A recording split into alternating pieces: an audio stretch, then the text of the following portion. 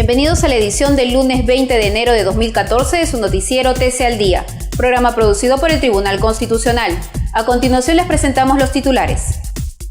Tribunal Constitucional reinició sus audiencias públicas correspondientes al año jurisdiccional 2014. Pleno del Tribunal Constitucional sesiona en Arequipa y verán casos de servicio militar obligatorio y ley servir. Ordenan al INPE resolver caso de trabajador penitenciario enviado a trabajar a Pucallpa. La libertad religiosa fue el tema que abordó el programa Tus Derechos. 170 procesos constitucionales quedaron al voto luego de que la Sala 1 del Tribunal Constitucional realizara la primera audiencia del año. Audiencia pública de la primera sala del Tribunal Constitucional, Lima, 15 de enero de 2014. La primera sala del Tribunal Constitucional, presidida por el magistrado Óscar Urbiola Jani e integrada por los magistrados Gerardo Eto Cruz y Ernesto Álvarez Miranda, dejó al voto 170 expedientes en su primera audiencia pública del año 2014. En total, la Sala 1 dejó al voto 133 procesos de amparo, 20 habeas corpus, 10 habeas data y 7 procesos de cumplimiento. De igual forma, la segunda sala del Tribunal Constitucional sesionó en audiencia pública y dejó al voto el habeas corpus presentado por David Sánchez Manrique, acusado de la muerte de un joven barrista de Alianza Lima. Audiencia pública de la segunda sala del Tribunal Constitucional, Lima, 16 de enero del 2014.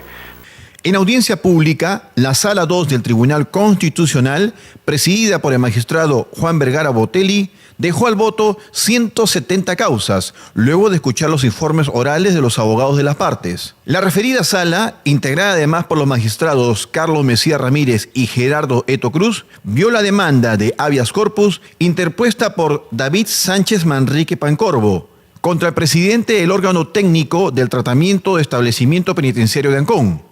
Como se recuerda, Sánchez Manrique está involucrado en la muerte de un barrista del Club Alianza Lima ocurrida en el Estadio Monumental. La causa quedó al voto. El Pleno del Tribunal Constitucional realizará una audiencia pública en la ciudad de Arequipa donde dejará al voto los procesos de inconstitucionalidad contra el servicio militar obligatorio y de servicio público.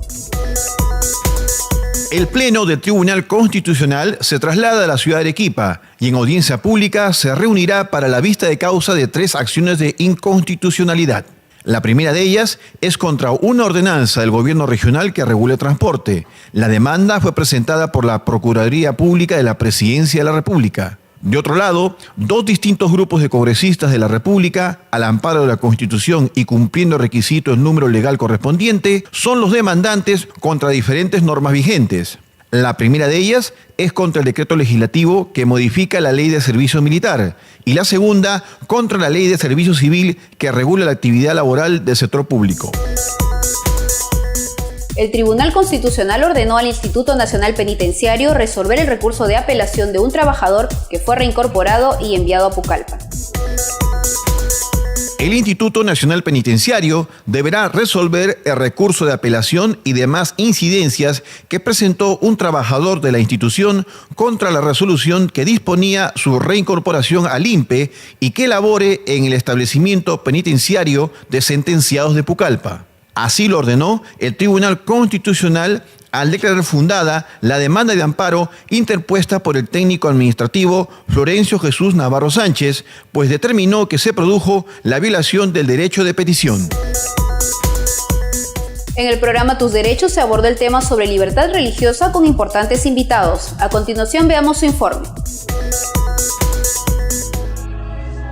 En el camino de la civilización, las religiones, cultos y creencias tienen un camino paralelo. Algunas se lograron capítulos propios poco felices, mientras que otras simplemente se perdieron en el tiempo. Pero ya hacia el siglo XX la situación fue encontrando consenso con las libertades delineadas por los derechos humanos. Ya para 1948, la Declaración Universal de los mismos fue abriendo camino y abriendo amplitud de pensamiento y tolerancia hasta los tiempos de hoy. Tiempos en los que ya somos muchos los países en los que podemos elegir libremente alguna fe con la que nos sintamos identificados y cercanos o simplemente no elegir ninguna, sin que cualquiera de las situaciones sea motivo de discriminación. De hecho, nuestro país, según la Constitución de 1993, se concibe como un Estado que garantiza la libertad de ideologías y religiones. Es por ello que se le considera un Estado laico, es decir, independiente de cualquier organización o confesión religiosa o de toda religión, en el cual, se supone, las autoridades políticas no se adhieren públicamente a ninguna religión determinada ni las creencias religiosas influyen sobre la política nacional. Aunque la mayoría católica de nuestro país pudiera hacer pensar que ejerce predominancia, de momento en el Perú conviven cerca de 10 creencias. Según el último censo, la mayor parte de la población se identifica como católica, pudiendo no ser practicante, seguida en número de fieles por las iglesias evangélicas, Testigos de Jehová, mormones, adventistas, entre otros grupos, como budistas, islamistas, hinduistas y Hare Krishnas. Solo el 2,9% de la población peruana afirma no profesar ninguna religión. Producto de esta convivencia, algunas decisiones que pudieran inclinar las afinidades hacia una religión u otra terminaron en el Tribunal Constitucional, donde la controversia en algún momento involucró hasta el Señor de los Milagros.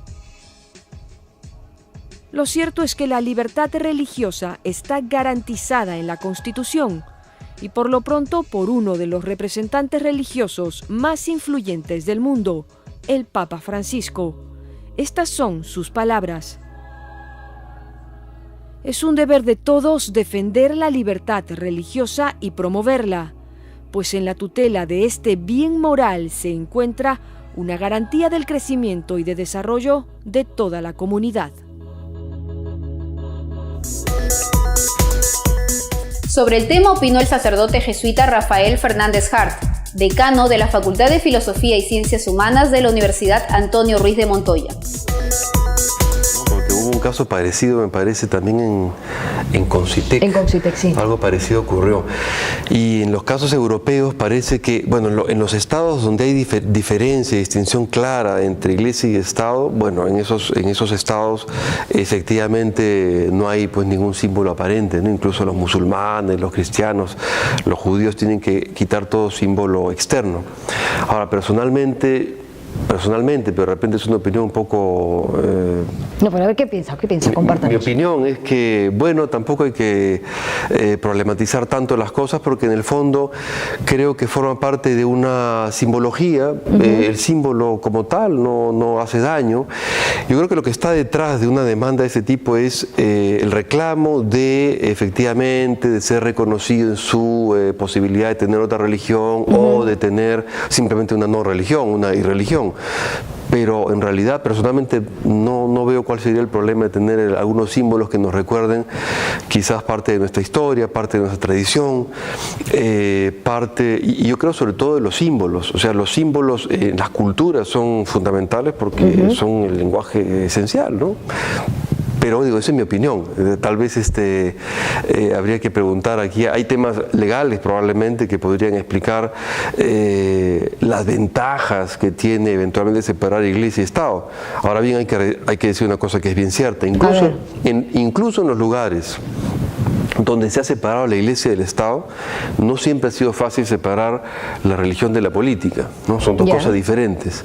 Y es otro problema, pero bueno, entonces incluso, por ejemplo, en Francia, donde se ha separado la iglesia y el Estado, bueno, permanentemente tienen estos choques y chispas entre la religión y la política porque es una cosa no resuelta.